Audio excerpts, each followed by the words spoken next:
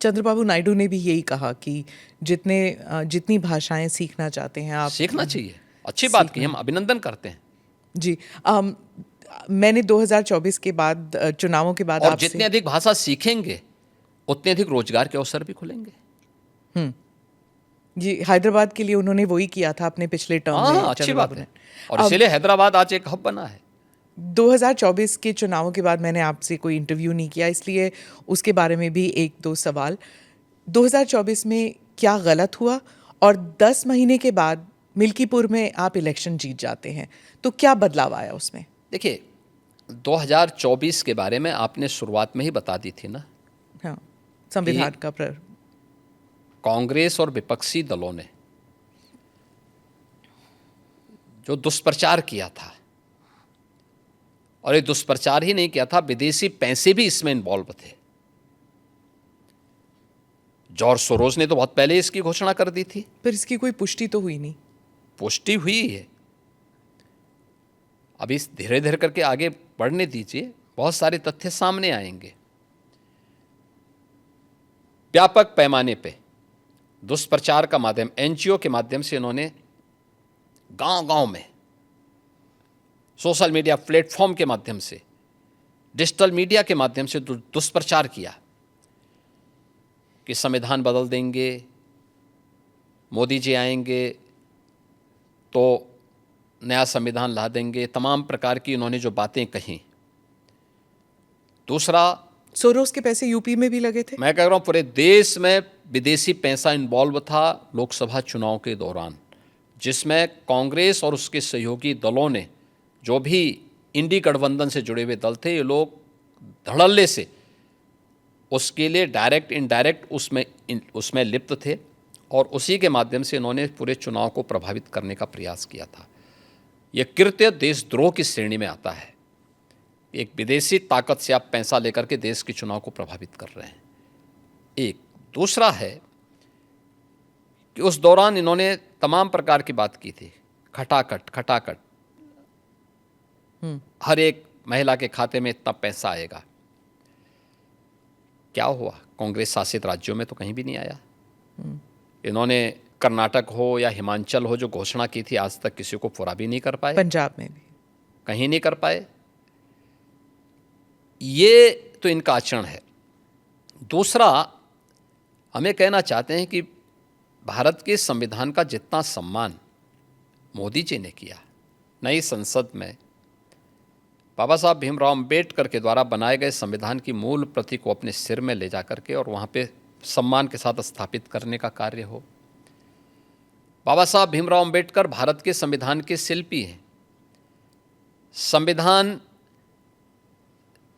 अंगीकार करने की संविधान जिस दिन उन्होंने बना करके तैयार किया था और उसकी ड्राफ्ट कॉपी सौंपी थी देश को 26 नवंबर 1949 को, उस तिथि को भारत के अंदर संविधान दिवस मनाने का कार्य यह 2015 में 26 नवंबर 2015 से प्रधानमंत्री मोदी जी ने यह कार्यक्रम लागू कराया, और जिसमें प्रतिवर्ष 26 नवंबर की तिथि को संविधान दिवस के रूप में मनाया जा रहा है। बाबा साहब भीमराव अंबेडकर से जुड़े हुए 5 महत्वपूर्ण स्थलों को पंचतीर्थ के रूप में विकसित करने का काम ये मोदी जी के कारण हो पाया।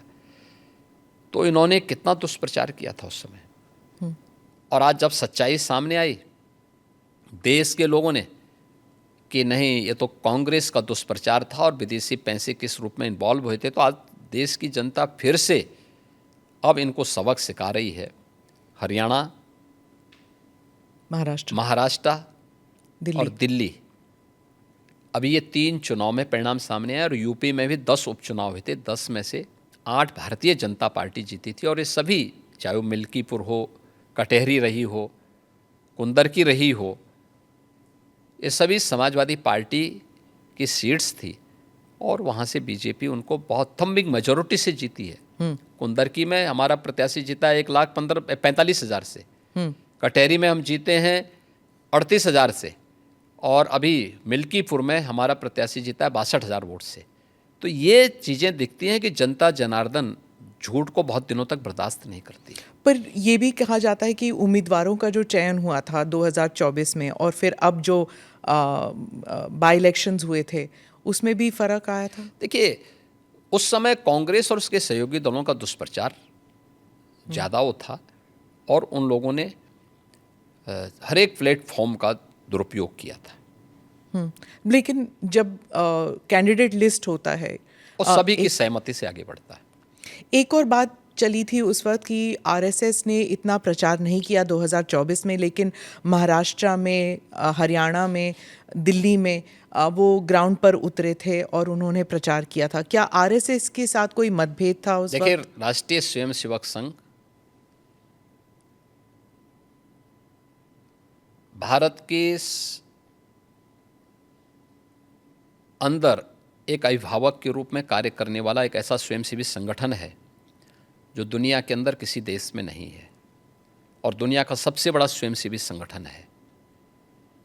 राष्ट्रीय स्वयंसेवक संघ राजनीतिक गतिविधियों में भाग नहीं लेता है,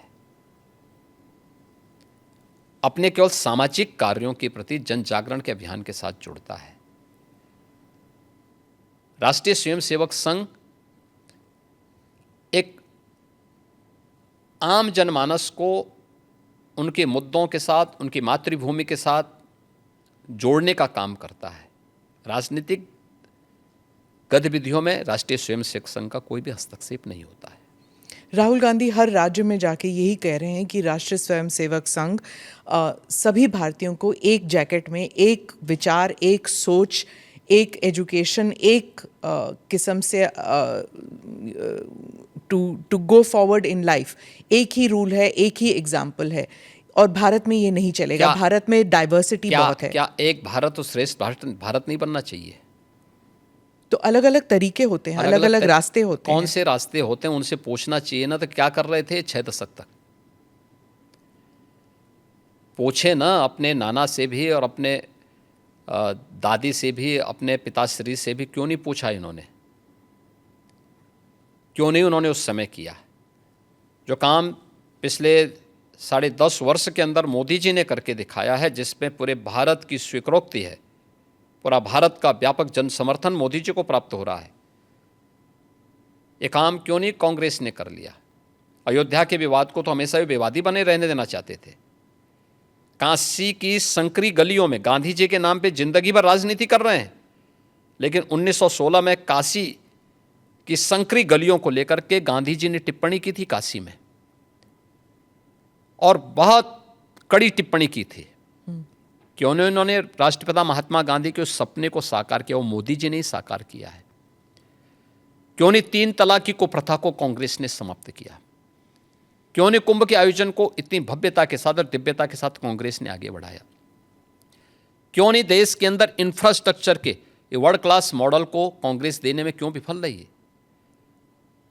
एक भारत श्रेष्ठ भारत के ये सभी अवसर हैं। और अयोध्या में आज तो राम मंदिर का निर्माण भी हो गया, एक नई अयोध्या के दर्शन सबको हो रहे हैं, जिस रूप में पूरा अयोध्या के प्रति लोग लालायित दिख रहे हैं। लाखों लोग प्रतिदिन आ रहे हैं दर्शन करने के लिए। राहुल गांधी तो भारत जोड़ो के लिए निकल पड़े थे, उन्होंने 2 यात्राएं की, तो फिर उनको क्यों आप कह रहे हैं कि वो विभाजनकारी काम करते हैं? देखिए, इनका भारत जोड़ो भारत तोड़ो अभियान का हिस्सा है। ये जहाँ जाते हैं, दक्षिण में जाएंगे तो उत्तर भारत की निंदा करेंगे, उत्तर में आएंगे तो दक्षिण की निंदा करेंगे, भारत से बाहर जाएंगे तो भारत की निंदा करेंगे। इसलिए इनके आचरण को देश समझ चुका है। लेकिन भारत की राजनीति में भारतीय जनता पार्टी के लिए राहुल जैसे कुछ नमूने जरूर रहने चाहिए, जिससे एक रास्ता हमेशा के लिए साफ होता रहे, अच्छा रहता है, बना रहे। आखिर में एक सवाल, आपने $1 ट्रिलियन इकोनॉमी की बात कही उत्तर प्रदेश के लिए, लेकिन पर कैपिटा इनकम अभी भी उस स्तर का नहीं है। तो ये दो जो अलग अलग चीज़ें हैं, इनको आप कैसे एकजुट करेंगे? देखिए, उत्तर प्रदेश जैसे राज्य में यह एक चुनौतीपूर्ण कार्य था और आदरणीय प्रधानमंत्री जी ने विजन हम लोगों के सामने रखा था। हम लोगों ने प्रधानमंत्री जी के प्रेरणादायी नेतृत्व में इस पर कार्य करना प्रारंभ किया। आज हमारी सरकार के 8 वर्ष पूरे हो रहे हैं। इसमें से 3 वर्ष के दौरान तो कोविड महामारी के साथ जूझते हुए हमारे व्यतीत हुए, लेकिन उस सब के बावजूद डबल इंजन की भारतीय जनता पार्टी की सरकार ने पिछले 8 वर्ष में, अगर जो तथ्य हैं, जो आंकड़े हैं, वो मैं आपके सामने रखता हूं, 1950 से लेकर के या 1947 से लेकर के 2017 तक, इन 70 वर्षों में उत्तर प्रदेश की जो अर्थव्यवस्था थी, जीएसडीपी थी, वह 12,75,000 करोड़ की थी। और आज ये अर्थव्यवस्था 27.5 लाख करोड़ को पार कर चुकी है। यानी पिछले 8 वर्ष में, यानी जो 70 वर्षों में जितने हम पहुंचे थे, उससे दुगनी से अधिक हमने सफलता प्राप्त की है 8 वर्ष में, और वह भी तब जब 3 वर्ष कोविड महामारी से जूझते हुए हम लोगों ने कार्य किया है। पर कैपिटा इनकम 1947 से लेकर के 2017 तक कुल पहुंच पाई थी 46,000 तक। आज ये लगभग 1,10,000 तक पहुंची है। मेरा ये मानना है, उत्तर प्रदेश प्रकृति और परमात्मा की कृपा का, असीम कृपा का प्रदेश है। हमारे पास युवा शक्ति है और ये बहुत प्रतिभाशाली युवा है। हमारे पास सबसे अच्छी फर्टाइल लैंड है, सबसे अच्छा जल संसाधन है, देश का सबसे बड़ा एमएसएमई बेस है, हमारे पास सबसे अच्छा इंफ्रास्ट्रक्चर है। पिछले 5 साल के अंदर इंफ्रास्ट्रक्चर को ठीक करना, युवा को शक्ति को, अपनी युवा शक्ति को, उसको उसके इस स्केल को स्किल में बदलने की कार्रवाई को इसके साथ बढ़ा करके हमने आगे उसको तैयार किया है। अब हमें अपनी स्पीड को बढ़ाना है, और इसी स्पीड को बढ़ाने के लिए हम लोगों ने इस टारगेट को तय किया कि 2029 में यूपी $1 ट्रिलियन की इकोनॉमी होगा और देश की अग्रणी अर्थव्यवस्था भी होगा। वो SSS वाली बात जो आपने प्रेस कॉन्फ्रेंस में की, SSS, ये SSS के माध्यम से ही हम इसको आगे बढ़ाएंगे।